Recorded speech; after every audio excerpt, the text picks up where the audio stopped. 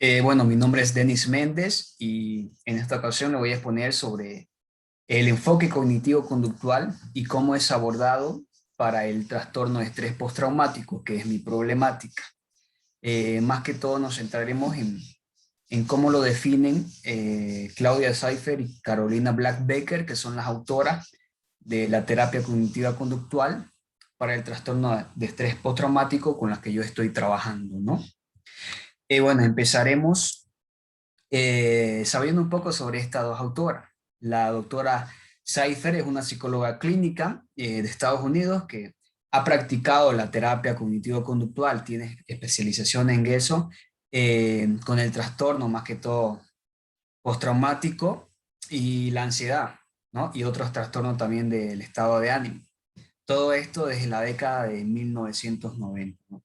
También la doctora Caroline Black-Becker, que también es una psicóloga clínica de Estados Unidos, que se especializa en tratamiento de trastorno de estrés postraumático, trastorno de ansiedad y los trastornos de alimentación, ¿no? También es profesora de psicología en la Universidad de Trinity en San Antonio, Texas, perdón. Y ambas están actualmente con vidas. Bueno, vamos a definir lo que es el enfoque cognitivo-conductual, ¿no?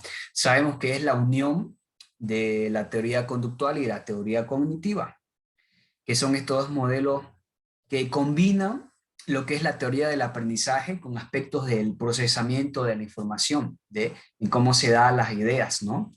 Eh, y con esto trataron de explicar instaurar o relacionar lo que es en la conducta y el proceso de información durante la infancia, la adolescencia y la adultez de la persona, ¿no? Y cómo estos postulados se van integrando y ya arman, ¿no? su teoría sobre el enfoque. También sabemos que integran los factores tanto internos como externos, es decir, va a haber una relación y se van a trabajar en base a tres aspectos muy importantes, que son, como están aquí arribita, el pensamiento en relación con la acción y en relación también con la emoción. Y cómo se interactúan y cómo se arma esta triada, ¿no? De estos aspectos. Vamos a hablar también un poco sobre los antecedentes del enfoque cognitivo-conductual. Bueno, sabemos que el comportamiento del hombre, en la idea o el pensamiento que tiene el hombre va cambiando acorde a los acontecimientos históricos que se ha desarrollado en la historia, en el mundo, ¿no? Vamos, y cómo se va a dar un análisis conductual en base a esto. También pero vamos a centrarnos en lo que son los aspectos derivados del conflicto bélico entre la Unión Soviética y la antigua Alemania nazi, ¿no? Que construyen quizá un ejemplo interesante de la forma en que se pueden aplicar los principios de análisis cognitivos conductuales, ¿no? En sus respectivas poblaciones. Quiero mencionar un poco y quiero comentarles sobre cómo ha surgido la terapia cognitivo-conductual y cómo hemos llevado a lo que está ahora en la actualidad, ¿no? Que son las terapias de tercera generación. Bueno, las terapias, para empezar, de primera generación, son las terapias conductuales, la de Pavlov, la de Watson, que dieron sus inicios en el año 1900 y que se centraban su objeto de estudio en la conducta, ¿no? Luego van a aparecer en 1960 lo que son las terapias cognitivas, que se va a ir más por el cómo se dan las ideas, cómo se dan esa interpretación o cómo se hace el proceso de información, ¿no? En la persona, ya no tanto en lo que es la conducta. Y a raíz de la unión de estos dos, es que a la par, no va a la par nomás en 1980 se va a dar lo que es las terapias cognitivo-conductuales, ¿no? Que también estas terapias van a como que se van a influenciar o van a agarrar, se van a agarrar de esto, de lo que es la filosofía orientales, ¿no? De lo que es como que el karma, la armonía, la paz interna de la persona. También esto si vale el término lo espiritual, ¿no? Se van a acuñar de eso. Y van a surgir las terapias de tercera generación como las que están actualmente. Una de las la más fuerte está terapias cognitivo-conductuales, la terapia de aceptación y compromiso, la terapia dialéctica conductual o DBT, que son terapias que están ahorita fuertemente, pisando fuertemente, si se podría decir, ¿no? Más que todo aquí en Latinoamérica, en Argentina, son las que están más avanzados en estas terapias cognitivas conductuales, ¿no? Bueno, vamos a seguir con las fases de intervención que estas autoras del libro la van a dividir en tres, que son la fase de evaluación, la fase de tratamiento y la fase de seguimiento, ¿no? En la fase de evaluación se va a dar como objetivo más que todo el conocer a fondo el TPT del paciente, el cuadro clínico del paciente en su globalidad, ¿no? También se van a evaluar lo que es aspectos de la personalidad, sus habilidades, sus destrezas y qué otros trastornos asociados van a estar en la persona o qué comorbilidades, ¿no? Porque sabemos que el trastorno de estrés postraumático en muchos casos no solamente el paciente presenta este diagnóstico, ¿no? Sino que va a venir acompañado de otros tipos de trastornos, otros tipos de trastornos de ansiedad, trastornos de depresión, trastornos alimenticios. Entonces es muy importante evaluar también qué otros trastornos están involucrados en la persona, ¿no? Es por eso que se aplica pruebas administradas por el clínico, está el CACS, está el ADIS, si no me equivoco, que es uno que mide que evalúa lo que es los hábitos alimenticios de las personas, ¿no? Y otro tipo de trastorno que es muy importante saber antes de empezar lo que es el tratamiento en sí, ¿no? La intervención. Luego está también lo que es la fase de tratamiento, que aquí ya es donde se van a aplicar estas técnicas fuertes, que son técnicas de exposición, que está la exposición in vitro, exposición de imago, la reestructuración cognitiva, que son las que nos van a ayudar a que el paciente disminuya o baje esos niveles de ansiedad, esos niveles de angustia o esos miedos que la persona sienta experimentar, ¿no? Esa situación del trauma. Aquí es donde, por ejemplo, vamos a tratar de alcanzar todo lo que se planteó en la primera fase de evaluación, ¿no? Según el problema, según las características, según al diagnóstico que tenga el paciente, ¿no? Y luego ya se va a realizar lo que es el seguimiento, que el seguimiento quizás tenga como objetivo evitar que el paciente tenga unas posibles recaídas, ¿no?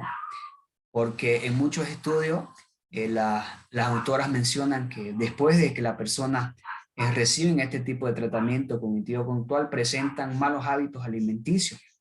Entonces es muy importante que en la etapa de seguimiento se evalúe nuevamente estos traumas, ¿no? Se evalúa la frecuencia, la intensidad del trauma otra vez para verificar y corroborar que sí tuvimos buenos resultados o que no, que el paciente en el transcurso de la terapia no haya desarrollado otros tipos de síntomas, ¿no?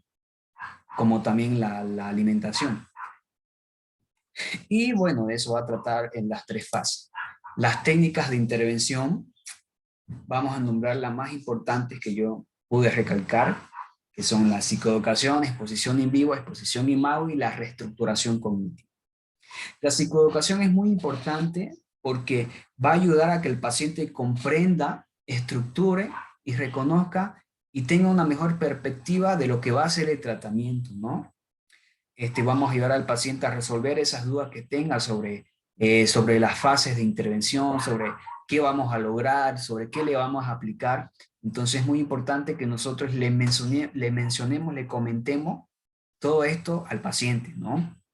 Es decir, aquí tengo todo lo que te voy a aplicar, todo lo que vamos a realizar en conjunto como equipo paciente-terapeuta, y para que vos tengas una idea más clara y el paciente no esté con esos niveles quizás de angustia, de ansiedad, de incertidumbre que le pueda generar, ¿no?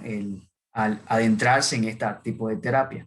Entonces, también es muy importante la base lógica de cada técnica, informarle, ¿no?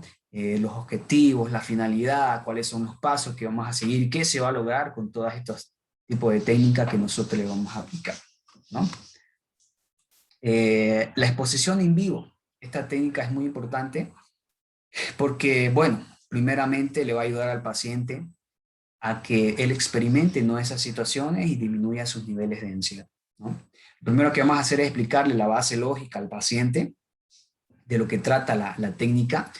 Luego que él se haga una lista de esos estímulos que lo atemoriza y esos estímulos que le atemoriza cuando se enfrenta a una situación o a la situación traumática, ¿no?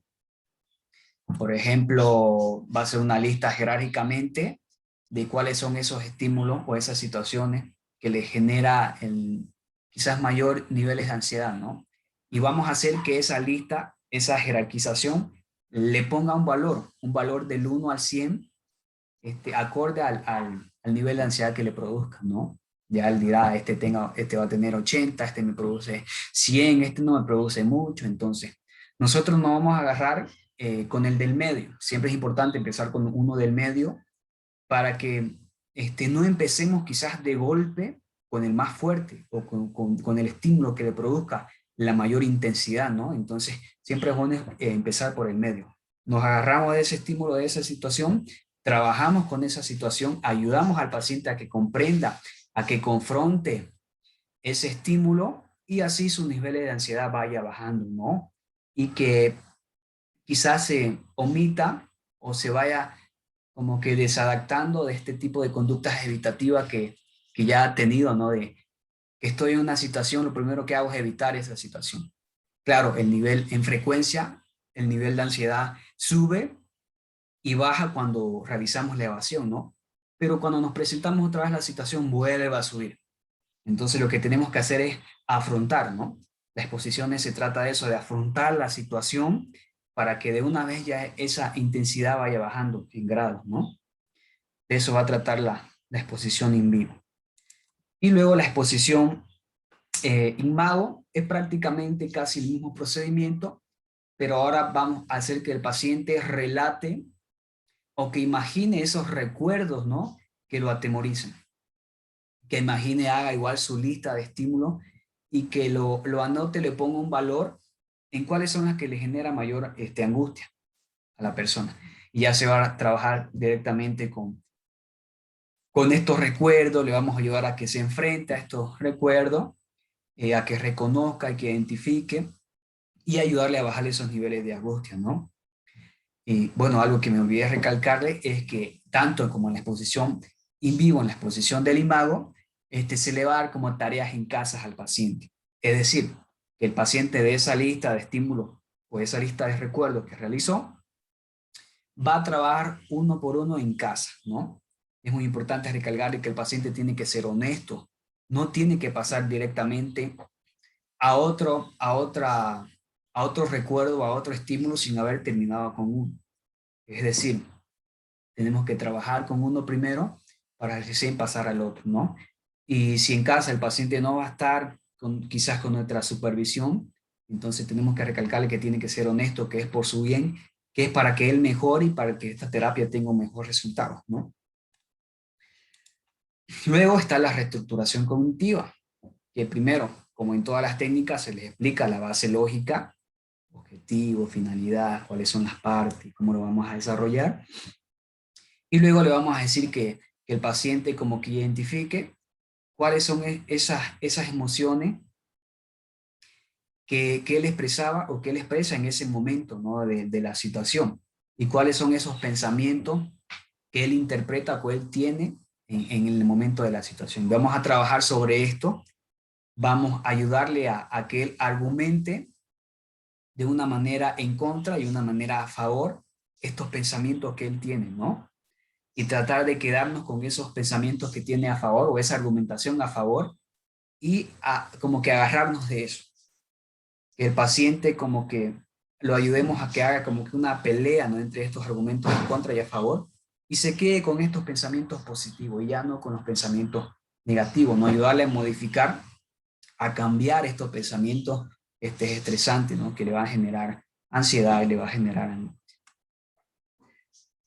Y luego de eso están los conceptos fundamentales que he tomado en toda esta terapia y en toda esta en todo este enfoque cognitivo-conductual en base a mi problemática, que es trastorno de estrés postraumático. El principal y el más fundamental es el trauma, ¿no? Que va a ser como que va a ser la base con la cual nosotros vamos a trabajar, que es para cambiar esto, ¿no? Para cambiar estos pensamientos, para cambiar estas conductas de evasión, para cambiar estas emociones que genera esto, que es el... Entonces el trauma es como que produce como que un daño, ¿no? Un daño que va a ser duradero en la persona, que va a venir acompañada de expresiones negativas, expresiones con intensidad, ¿no? Y también que va a venir acompañada con choques emocionales, que esa es otra de nuestros conceptos teóricos, los choques emocionales, que son este cambio repentino en el ambiente, del ambiente externo, que provoca estas emociones, ¿no? Que se van a liberar de una manera explosiva cuando nos enfrentamos a una situación que nos genera esto, ¿no?